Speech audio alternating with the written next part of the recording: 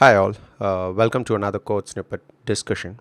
So today I've shared the displayed code snippet on my Telegram channel, and this code snippet is pretty simple and it's more straightforward. So we don't have any much complex tricky part, or there is no much of distractors. It's more of straightforward, so we can quickly identify what the outcome of this code snippet is going to be. So without ado delay, let's get into action and see how this code snippet can be manipulated. So let me bring up my IDE. So we are gonna create a class with the same name as we have seen on the code snippet. So it's going to be shopping, and let's fire up the main method for this particular class, and that's it. We are ready with the base template. Let's go ahead and start writing the code that we have seen on the code snippet. So quickly, I'm just going to declare a Boolean variable, which is going to be called as a bankrupt. And the bankrupt variable is going to carry a explicit initialization called true. It's a Boolean variable, right? So you all knew what type of value that goes into this variable.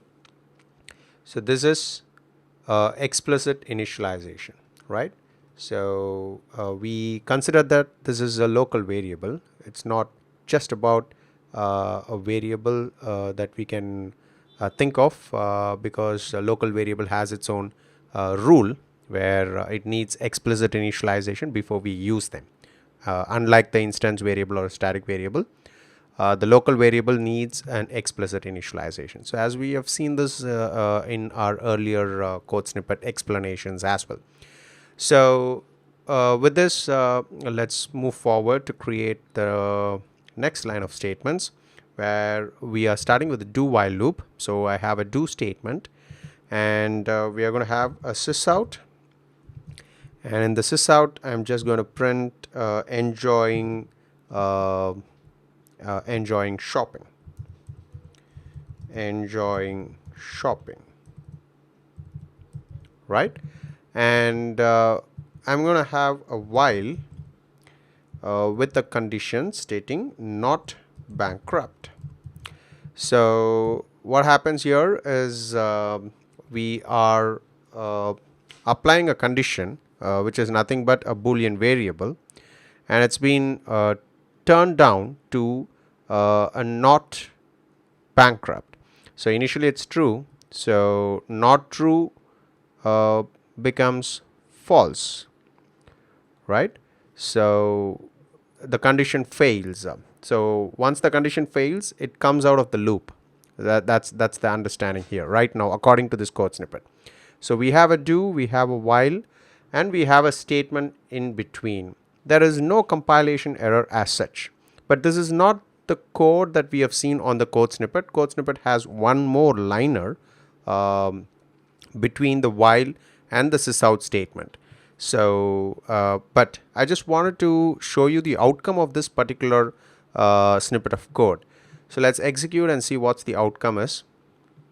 Anyways, it's going to print the enjoy shopping once, okay, at least once, because there is no condition initially for the do while, right? So we don't have any condition, so it prints this statement, and when it comes to the while, as I stated, the not operator turns out your condition to be a negative. So true becomes false here, not true becomes false, so it quits the while loop. So you can see that your enjoy shopping is printed only once, right? It did its part, and then it checked with the condition and it failed, so it quits the loop. But the actual essence here is we need to put another line as per the code snippet that we have seen earlier in the image. So we have to drop in a bankrupt equals false. So when we do this, immediately what happens is the compiler is giving an error. Okay, the compiler is saying that, hey, there is an error. Why this error occurs? We have a couple of statements, and it's part of the do. That's what we think of. but actually the compiler doesn't consider that these two statements as a part of a do, because we haven't used a proper open and close curly braces in order to say or define which are all the statements are part of the do, right? Initially there were no error because we had only one liner of statement. So when you have one liner of statement, that line becomes a part of the do. But right now we have declared two statements. When it is two statements and it is hanging around without an open and close curly braces, then sure, compiler will not get into a conclusion that both the statements belongs to the do. So the line number 10, which we have added newly, impacts your line number 9. So what is expected here? Let's go and see what the compiler is coming to say. So if I hover the cursor here, you can notice that syntax error, insert while expression to complete the do statement. So this is again a meaningful response from the compiler stating that you need to add a while loop. You need to add a while syntax in order to complete the do while loop. So it feels that there is no while here, even though we have a while in the line number 12. Line number 11 is impacting line number 10 because the compiler consider that there is no presence of while statement. Okay, so you cannot have any statements after the statement which is in line number 10, because we are not surrounding the statement with proper open and close curly braces. So obviously this code snippet is actually ending up with a compilation error. Okay, so that's the actual outcome of this code snippet. Now if we embed them with a proper open and close curly braces like this, then probably we are eliminating the compilation error. And if I go forward and run this, now you will notice that this program will run for infinite times. So you can see it keeps on running for infinite times. The reason it is running for infinite times, it's because of this not operator. Initially the bankrupt is initialized to true, and later coming into the do while in the block, we are turning down this true variable, true value to false value. So right now the bankrupt is carrying a false in it, and when we come to the while, not false becomes true, right? So the not operator's logic is to turn out your the Boolean expressions. So if it's a true, not true becomes false. If it's a false, not false becomes true. Okay, so that's what this not operator is actually meant for. So now as per the line number 11 in reinitialization, so we are actually reinitializing here, right? Initializing the variable. So what happens is making the bankrupt variable false, and that not false becomes true. True means it will make the do while loop, it makes the do loop, do block to run again. Comes in, the bankrupt becomes false, not false becomes true, and it keeps on running infinite times.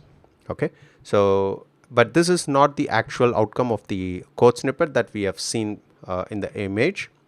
In the image, we haven't placed the proper open and close curly braces. So because of that, this particular line will impact, the do block. So the compiler will alert us saying, hey, you haven't given the proper while syntax after the do and sysout statement. But technically we have to surround them with proper open and close curly braces. If we don't have open and close curly braces given, by default the compiler will consider only the one line, the very first line next to the do block will be considered as part of the do, but not the next immediate lines, unless and until if you embrace them with a proper open and close curly braces. Okay, a pretty simple snippet, not too complicated, but we have seen different ways of the output, and we have understood many ways in which we can line up the statements for do while. So that's it on this code snippet. So we'll catch up in another code snippet. Until then, have a great day.